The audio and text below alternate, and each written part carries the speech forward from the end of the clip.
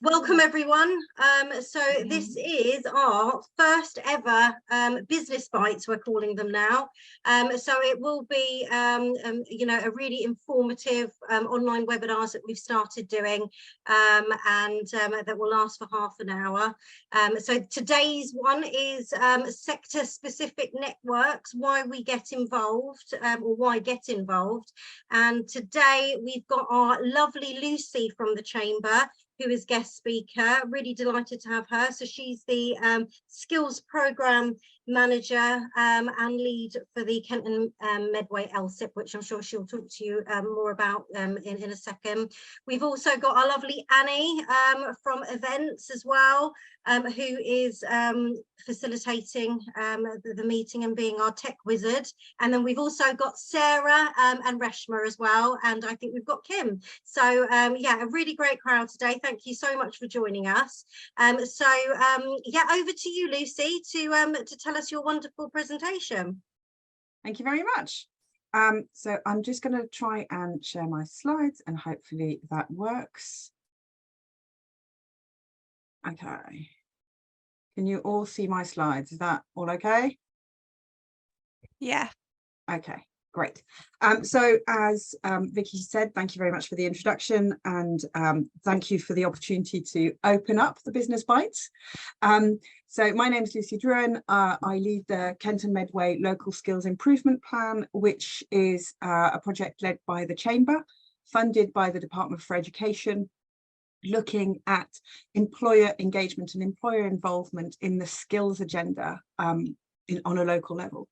And one of the things that we've looked at whilst we were kind of looking at how we do the project and how do we engage with employers is trying to find kind of ways and forums to enhance the employer's voice and the community voice. So the Chamber is a great way of doing this, but we've also found that for certain sectors, it's really nice if we can bring them together, and we're doing more of that. So I'm going to kind of go through a few things. For some things, I know I'm going to be teaching you to suck eggs, and please bear with me. Vicky's going to be on the lookout. If anybody has a kind of specific questions on something that I've just said or something, then please do let me know. Otherwise, we will have a Q&A at the end. So what are we going to be looking at for this session? So first, what do we mean by sector networking? The value and positive impact, perceived drawbacks in our current plans, and then of course a Q&A. So what do we mean by sector networking? You guys network all the time as part of the Chamber work, the things that you're doing here, the live events, all of the different things that the lovely ladies put together and the team put together for you.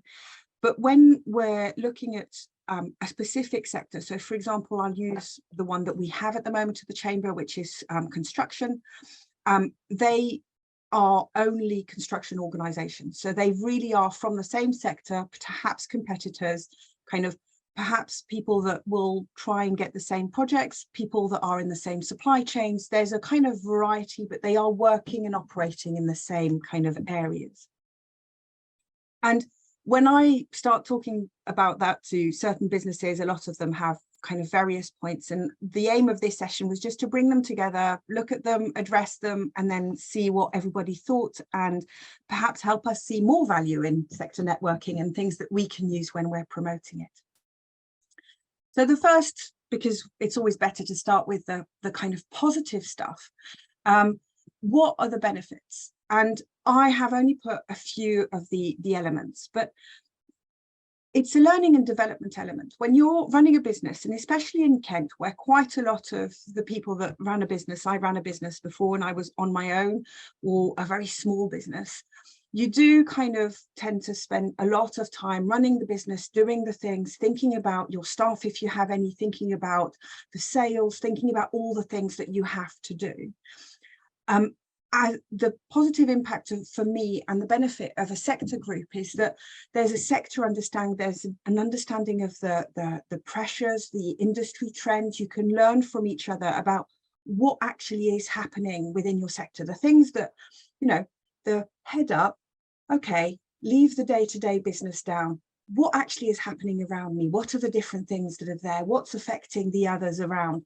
And to do that within the specific sector that you operate in will probably be, in most cases, more applicable than doing it in a general context. So in a general context, you'll have more of the kind of current economic climate, what's happening in the region in general. But if you do it within your sector, then the things that are specifically pressuring your sector will really come out. Obviously, like any networking, it helps us with our personal skills. And perhaps with sector networking, and I will go through some of the things that are potentially a drawback, but you're actually not potentially trying to sell them anything. You're trying to build those relationships. There isn't the pressure of, I come out of these with however many leads. I come out of these with relationships, with people that I can work with people that I know, with people that eventually you might build a trust with. And you really build those relationships. And in terms of personal skills, for some of us, networking comes very easily. Vicky does it extremely well. For some of us, it's not quite as easy. And to do it in a sector where you're not trying to sell something, to really kind of get a win, but simply trying to get to know the people, to kind of know what's happening, get to know what the opportunities are in the sector, perhaps get to know where you fit in the supply chain within your sector. Oh, you work for them, well, I work for them too, and you're part of the same kind of group. Or, hey, I knew there was this project and I need some extra things, and you do that more than I do. And you can really build things. So build relationships, find new opportunities, and build supply chains. And I hope that kind of makes sense. I know for most of you, this is stuff that you know. Drawbacks. Now, I've put perceived drawbacks because obviously I wouldn't be talking about sector networking if I didn't believe that it was something positive on the main. There are some drawbacks and some things you need to think about, but I think a lot of them are things that you can all navigate and you can all work with. So obviously in the room is potentially going to be your competition. You're not going to share everything with them. You're not going to share, all the information. You have to have clear intentions. As I said, most of the time, sector networking isn't about selling. It's very much about building those relationships, building the network of peers, really ensuring that you know people. It can sometimes be useful. I've had a case of working with a business where they were all one-man bands and they had been networking together, and one of them sadly passed away. And, among them, they knew him, they knew his clients, and they were able to help his wife, who was sorting out the business, with what happens to his existing projects, what's there. There was a group around him that he knew. When he knew he was ill, he helped his wife understand who they would need to talk to. Now, that's a really worst case scenario. But what I'm saying is that sometimes, you get too busy and you want to work with someone, you at least get to know them. But obviously, in terms of intentions, if you're going to a sector network trying to sell them something, it might not work quite as well as if you're doing it in general networking. Conflicts of interest, you might be working with the same clients, you don't want to talk about everything, all of those things, and that's fine. I think you all work with your competitions in different contexts, you all do things with them, but it's just the things that are kind of worth remembering. It's not about selling, it really is about network, peers, and personal skills. And the problem with that part is, why should I spend the time doing it? If you run a small business, there's every chance your time is extremely precious. And you really have to know what the value is about sector networking, because it isn't automatically going to be about selling. It's not going to be a sales lead kind of hour, 2 hours. But it will build your network. You will get to know your peers, and it will enhance your personal skills from my perspective. I think there are lots of other benefits. But it is a drawback. If you have to choose where your time is being spent, I totally understand if your focus is going to be on the networking events where you can actually try and find new clients, try and find new opportunities. So why are we creating sector focus groups at the Chamber? The first thing is, and I think you've probably heard that, Joe uses that phrase quite a lot, we want to be the voice of businesses. And we can be that through the members that we have, but we also realise that specifically in some occasions, being able to reference a specific sector group has more value on a voice, on saying, look, they're saying this as one group. It's not ad hoc examples. It's a group of people that have come together and really want to voice this. And that has an impact on some of the policy things that are going to come out. Skills need, I would say that I work for the local skills improvement plan, and that's very much about skills and all of that. And if there is a voice from specific sectors, we will hear it more than we hear ad hoc examples. And that makes a difference. And also labour needs. I think that when construction says we need that many people for the next 10 years, 20 years, and we can put it with examples of, yes, some of the big projects, but also the SMEs that we have in the construction focus group, it's heard more than if we have ad hoc examples. And then the other one for me is perception. I think that because Kent and Medway specifically is so kind of focused, well, it has so many SMEs, but if we're very honest, a lot of them are under 50, medium and under. I think it's nearly 90% of Kent businesses are medium and under. And therefore, there's a lot of times when there's a perception that it's not a massive sector in the region or all of those kinds of things, because it's lots of very small businesses. Now, the Chamber works very hard for that perception not to be the case, but for certain sectors, there's a real benefit in bringing you guys together. It increases the impact. It also increases the capacity that's known. So knowing that there are so many businesses in this sector, especially when we're looking at investments and those kinds of things. I mean, trying to get investment in the Southeast is hard enough. Trying to make cases for investment in the Southeast is really hard. If you really have something that you can say, this is the voice of businesses, it really helps. So that's why the Chamber is involved. And obviously, finally, we think it has a benefit for our members.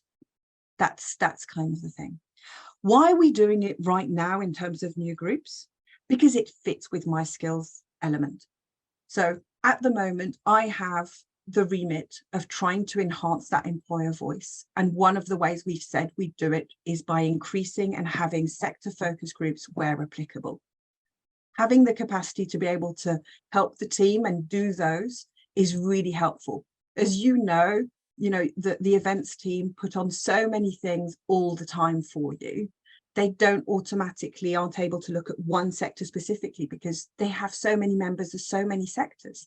What we're doing with the team, and Vicky mentioned Sarah and Resh and Kim, is to look at the sectors that we really want to focus on to start with and start a model. Obviously, we're building on the construction focus group, which works really well, but that's been running for a little while.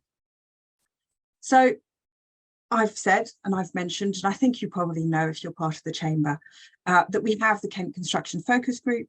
It is a support group within Kent Invicta Chamber. It is very much focused at people that are within the construction industry, and you have to kind of prove your link with that industry. Their next event is in May. So they meet on the first Tuesday of every month, the only exception being January, because sometimes, do you know what? The 2nd of January is not very a good day to be able to meet if that happens. So that's the only exception, but otherwise it's the 2nd Tuesday of every month. And then next, we are launching on the 26th of April, the Kent Manufacturing Focus Group. So that's a bit more of an open group. It's not just Chamber members. As I said, it's part of what we're doing for local skills for the Department of Education, but it is not just focused on skills. If we were doing a group for skills, there wouldn't be much value for the businesses. There'll be some, but it will be short-lived. What we want is a legacy. We want a group that will benefit from networking. We want a group that will really want to work together and spend time together. And then when we have skills questions or all of those kinds of things, we can come and talk to them. But there are so many other things that they could benefit from being together. So that we're launching in the 26th of April, and we'll have a mix of face-to-face and online meeting on the last Wednesday of every month. So you can see we're trying to keep it kind of in a rhythm. So what's next? Well, we're looking at other groups where we've got some much smaller groups. So we've got some focused around food production and the kind of horticulture, agriculture elements, and that fits in again with our skills element, but also with the fact that we are still the Garden of England. We do produce quite a lot of the food in the UK, and as we saw in the last few months, that's becoming more and more important, and ensuring that we kind of support those growers is really, really key. But we're also looking at what other groups we might want to kind of consider, what people are interested in, and really would appreciate kind of everybody's views and feedbacks, and really kind of what you feel about sector networking over normal networking, and the value of sector groups within what the Chamber is doing. So I kind of finally thank you for listening. Thank you for coming today. And do you have any questions? I will stop sharing so that I can actually see all of you.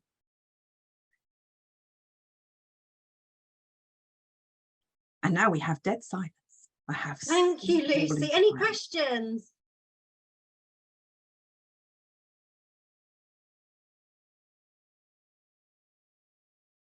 Greg, I'm going to pick on you. You've always got something. How are you doing, Greg? How do you find the KCFG? As one of, oh, you're on mute.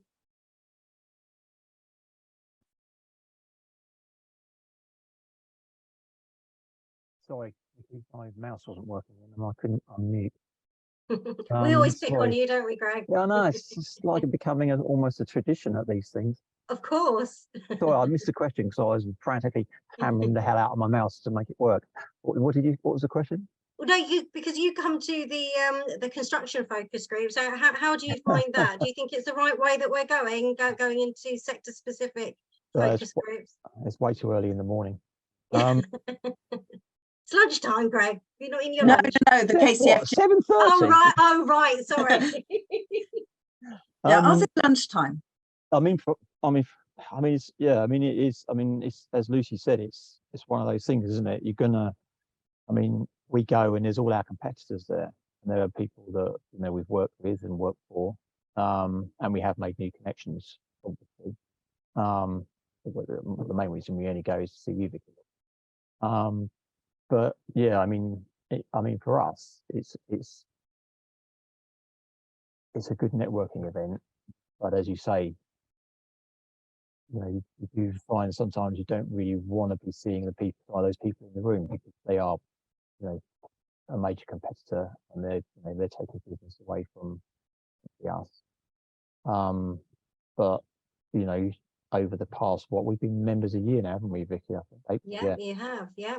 So yeah, we've made some good connections. Eric at Woodpeckers is a prime example. Martin White from Green Construction Eco Hub thingy. But yeah, it's nice. The last month was a great opportunity. How many times do you ever get to talk to Steve Walker, chairman of Walker? Yeah, that's right. Yeah. So if you can stand there while you're getting your eggs and bacon and have a chat with Steve Walker, then yeah, gotta be good. I think you're right. There isn't just negatives and positives. It's a real mixed bag, and you have to be able to take both and be careful. Yes, you've got your competitors, but sometimes you'll learn things about what they're doing or how they're doing from their demeanor at 7:30 in the morning. It's a bit harder to hide yourself at that time. And I don't know, were you there at the one we did at Mid Kent? No, I couldn't make that one, Lucy. Yeah, that was a good one. It was their brand new venue, and it had turned -5 that night. I think Annie and Vicky braved the cold, but that was a good event too. And it was just nice to see the buzz of how everybody was kind of talking to each other, but also to see the movements around the room of people who didn't automatically talk to each other. But I think there is. I'm glad to hear you've made some good connections and people that you can work with. I think the supply chain element can be good.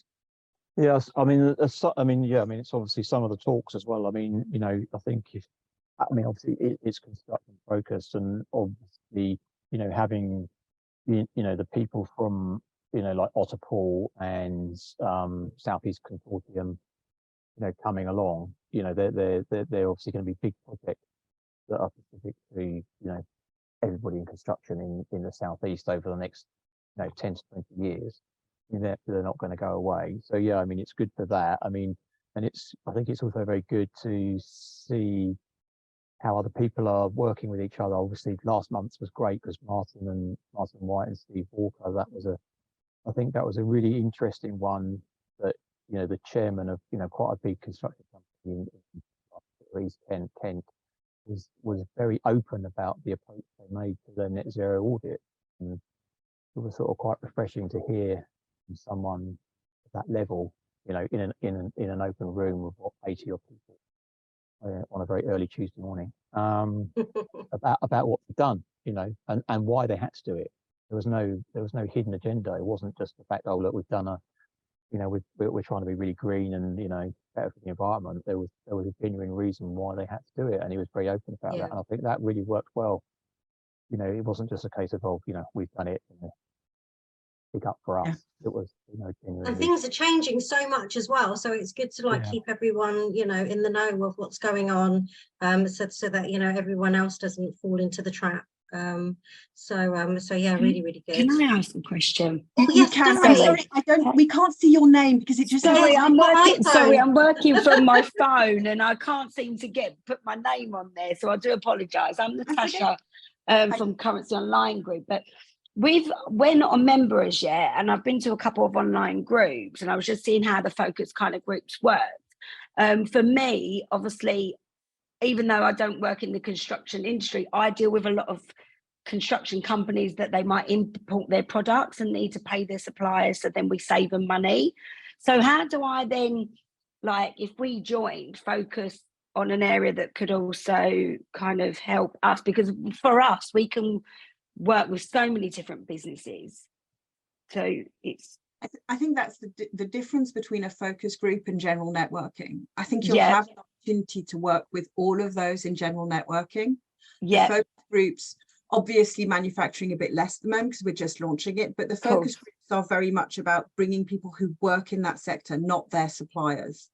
Right. So then, so the focus groups wouldn't really be mainly for me to attend. It would be more focusing on more personal, than networking. isn't it, Lucy? So it is quite personal.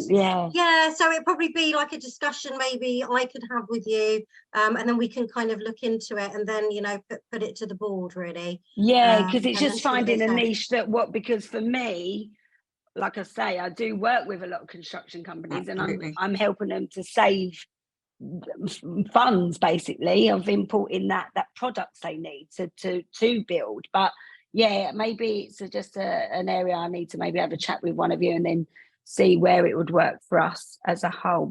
And then obviously don't do the focus groups and maybe, like you say, do the networking groups. But thank you. It gives you an idea of all the 1,000,001 other things that you can do, not just focus group. It's just this session is just about those ones. But okay, perfect. Thank you.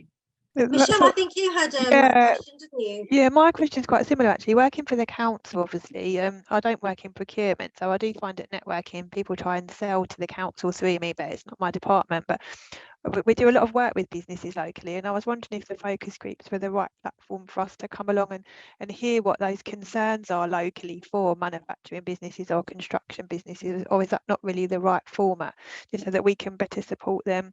And we're often developing new services and things, and if there's something we're missing that they're not getting from local support, that we'd like to sort of hear about that, or is it more for us to have a conversation with you guys to perhaps ask that question and feedback to us?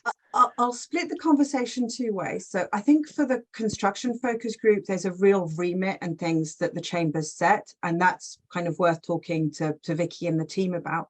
I think for the ones that the new ones that we're trying to do, part of the thing is to look at what are the concerns and what are the things, and therefore for us to have not automatically the suppliers there, but we've got, for example, Medway Council coming to our manufacturing group because they're working quite a lot at attracting manufacturing companies to Medway. So I think that there are definitely things in terms of the support element that can be done, but I think it's on a case-by-case basis in the conversations that we have. And I think one of the things that we want to avoid, and I've been to those kinds of meetings where you go to something that is supposed to be for a specific sector, and you go and you are surrounded by the accountants, the solicitors, the people that support that sector, but actually the sector's not there. And I think one of the things that we really want to make sure is that the sector is there, the sector has value, and then the elements that are brought in around that are for specific elements rather than just taking over, if that makes sense. No, that does make sense. I don't want to come along and services group, but come along and capitalise on a meeting which is for that sector, but we've got some specific sectors where I'm from public health, so some specific sectors which crop up more in our public health work because they're more at risk of suicide or mental health or musculoskeletal injuries because of the nature of their work. So we're trying to obviously find out some of the concerns those businesses have and if there's something missing in the local support offer that we can give. But it might perhaps have a separate conversation with you and Vicky and see if there's some sort of general senses that you've got from working with those guys as to what their needs might be. Absolutely, but also trying to find opportunities where you might want to, a session about what it is that's on offer, what's there, what do we have, and all of those kinds of things. So yeah, definitely have the conversations. I think one of the things from my perspective is that the team are very creative about what they do. So have the conversation and talk to Vicky and see where we can go. But I'll definitely bear in mind what you're doing so that when we're looking at the manufacturing and stuff, I'll remember that. Yeah, no, thank you. It's really helpful. Did anybody else have? I know we're towards the end, so if anyone does have any questions, then now's the time. If not, if you do think that you do have some during the day, then I've put my email down. So please do connect with me on LinkedIn as well if you want to, and I'm more than happy to pass on your questions and connect you more with Lucy. But yeah, thank you so much, Lucy, for today. That was really great. No, really, really great, and things to think about. And moving forward, I'm looking forward to the manufacturing, that new one that's coming up. The launch will be at the next week. Is it next week now? That's gone quick. 26th of April at Bridgewood Manor, and it's on the events list of the chamber if you want to, or you can find it if you just do Kenton Medway LSIP, LSIP, then look on our events and it's there as well. Yeah, really, really handy to look on our events calendar. Then you can really, forecast where you'd like to go to. But more than happy to help you with booking on as well, if anyone needs help with that. But yes, lovely to see you all. Do keep in touch, and I'm looking forward to seeing you all soon. Thank you so much, everyone. Thank you. Thanks, Vicky. Cheers. Thank you. Thank you. Bye, Greg. Bye. See ya. Bye. Bye, Natasha.